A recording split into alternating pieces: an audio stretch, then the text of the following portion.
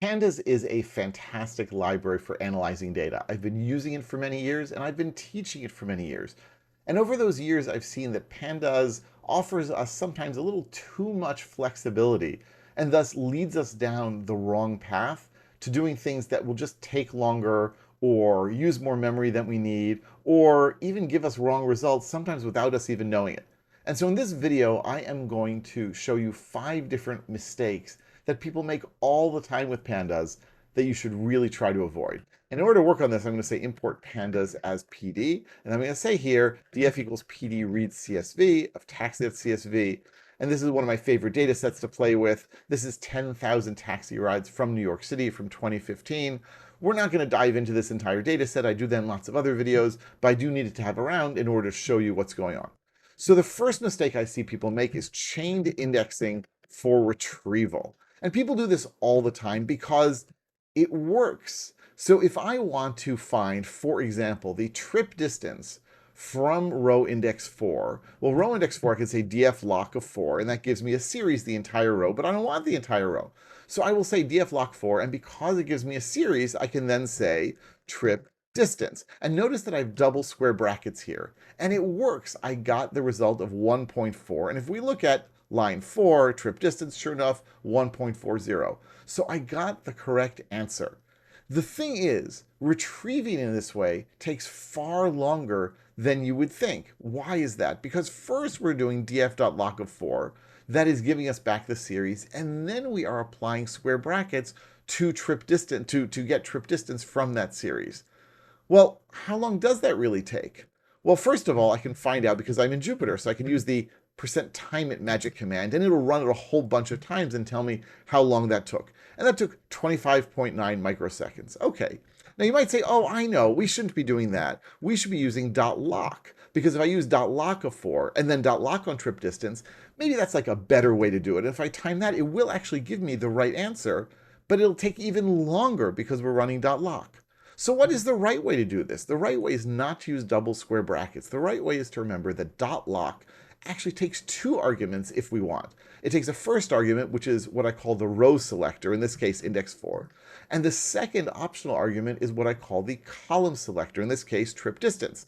And we still get exactly the same response. But if I run %timeit on this, we see that it takes far, far less time to run it in this way, 5.4 microseconds. In other words, it is taking 20% of the time that it did doing it in the other way for exactly the same result. So don't use chained indexing as we call it there, rather use the 2-argument version of .lock. Okay, that's mistake number 1. Mistake number 2 is chained indexing for assignment. And this I see all the time as well. So people once again say, well, I'll just do df.lock of 4 of trip distance, exactly the same thing as we saw before, and then I'll say here equals, let's call it 20, doesn't really matter. I assign here, and then I get this weird error message. It says a value is trying to be set on a copy of a slice from a data frame. Now let me tell you, if you are new to pandas, even if you're not new to pandas, this error message is super confusing, but that's okay. They say, see the caveats in the documentation, and they give you a link here. So let's click on that link and see where it takes us. And it takes me to a really long page that describes the theory and what's going on and evaluation order and so on and so forth. Let's be practical, folks.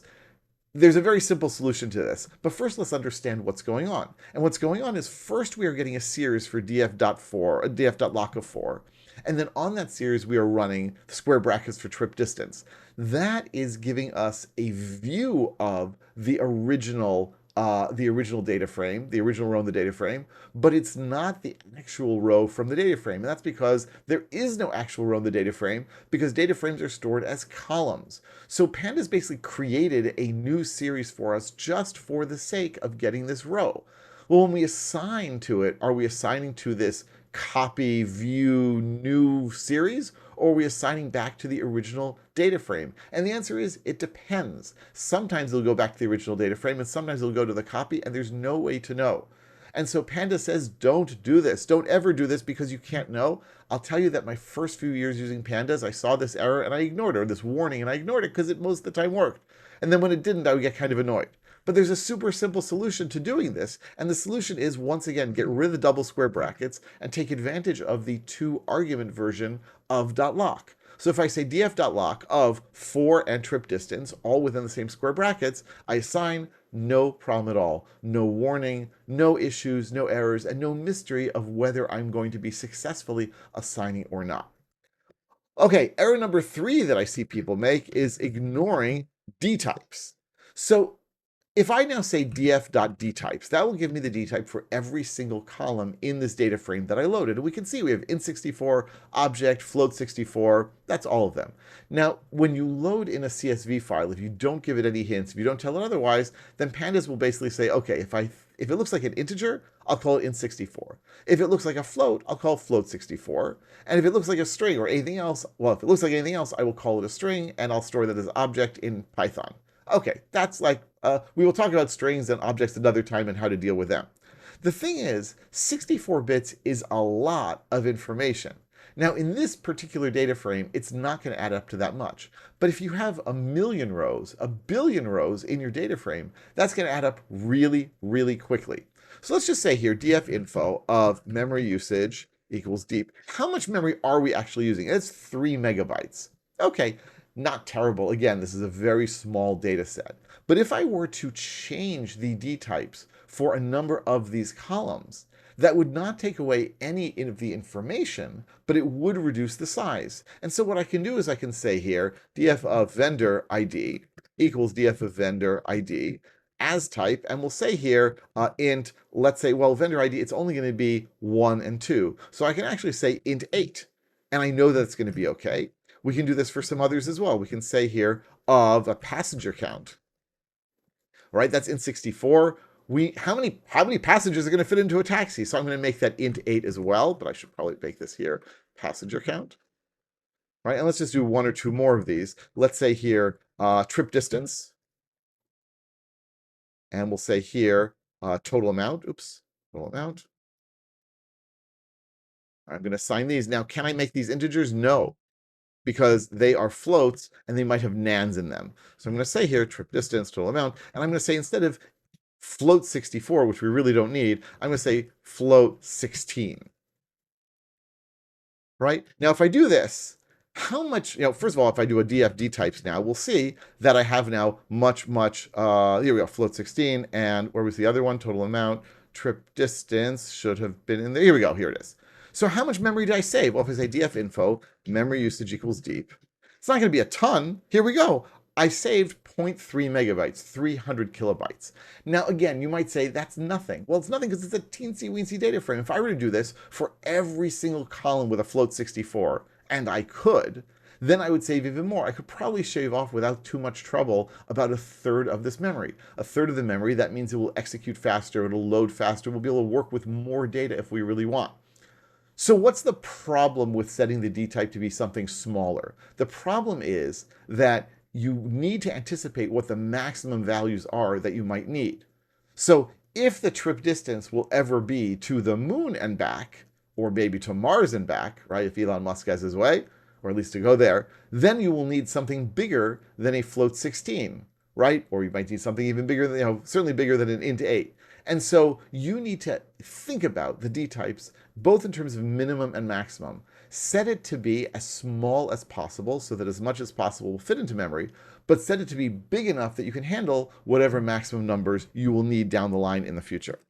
Okay, number 4, overusing apply.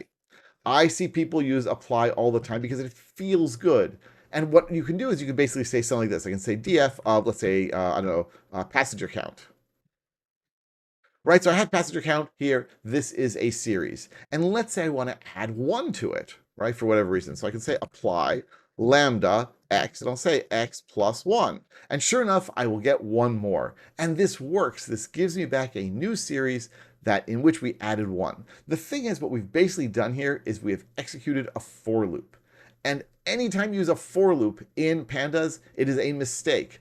Right, so a lot of people know not to do for loops, but they say, oh, I'll use apply, that's built in and that works fine. The thing is, if I do a time it here on the apply, right, we'll see that's 2.57 milliseconds. well, how else could I do this, right? What else could I do? And the answer is, if I say here +1, just use the plus operator, which gets turned into the dunder add method, which is vectorized, which will be much faster. How much faster? Let's use time it. And look at this. Instead of 2 milliseconds, it's 29 microseconds. That is, if I'm not mistaken, like 100 times faster. That is a big, big difference. And this is, once again, on a teensy-weensy data set.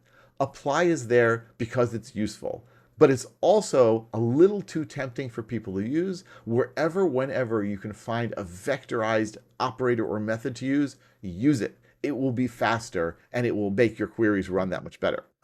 Okay, the last thing I want to do is talk about using in place equals true. And I have a whole video about this, but it is so important and so crucial that I just want to talk to you about it here. The thing is, if I say, for example, df set index, let's say here we're going to set to tpep pickup date time.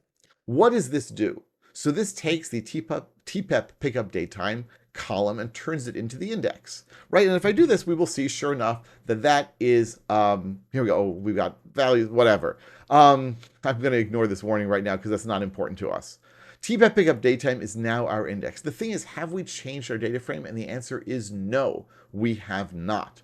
And the reason we haven't changed our data frame is because set index, like many, many other methods in Pandas, doesn't change the data frame, it returns a new data frame. And so what we would have to do to change it is say df equals df.setIndex tpep pickup date time. This will work. And a lot of people say, oh, I don't want to do that. I just want to set it in place. And in fact, they then find I can say in place equals true, and it works. As I like to say, unfortunately, it works. In place equals true has a number of different issues. First of all, it means that the method call returns none, which kills off any chance of method chaining. And if you like method chaining, and you know I do, then that's kind of a problem.